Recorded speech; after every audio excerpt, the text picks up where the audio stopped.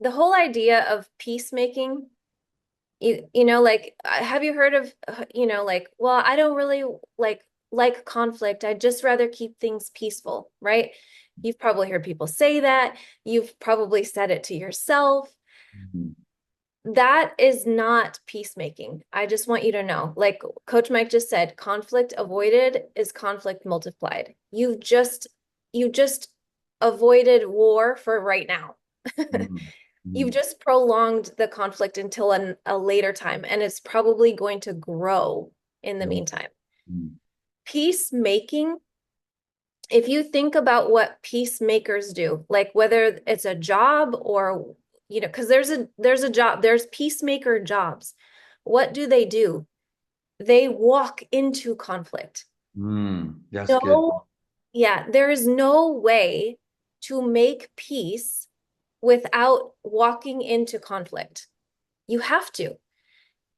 There's weapon, like in the military, there's weapons that they call peacemakers, like tongue in cheek. I get it, but at the same time, Yeah. in order to have peace, you have to go to war, so to speak. And when I say go to war, that might mean a conversation, that might mean a difficult conversation. I'm not saying you like burn bridges and you like, but it means that you are willing and able to have difficult conversations so that you can actually make peace. And I think I think it's actually a skill Mhm. because in order to successfully do that, you have to learn how to manage your own energy in a peacemaking sort of talk.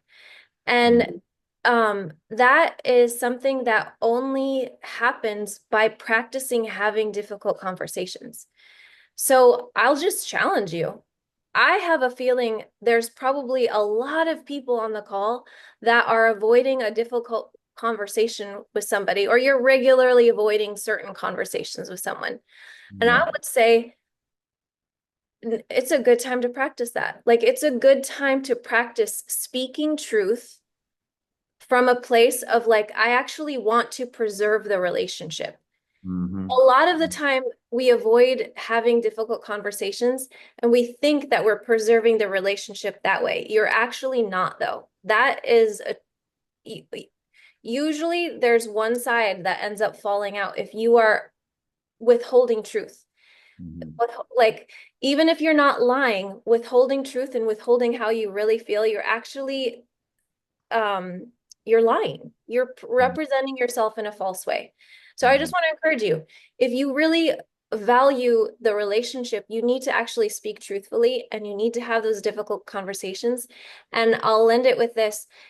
There's one of Jesus's most famous sermons is in Matthew 5. It's called the Beatitudes. And that's the scripture where he says, blessed are the meek, for they'll inherit the earth. Blessed are the those who mourn, they will be comforted. And then he says, blessed are the peacemakers, they will be called children of God.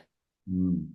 That's And and I just want to let you know, like, when we make peace with people, whether it's with us and another person, when we are or we're helping other people to resolve conflict, we are like God in that. Like, we're being his children. So, um, don't avoid conflict.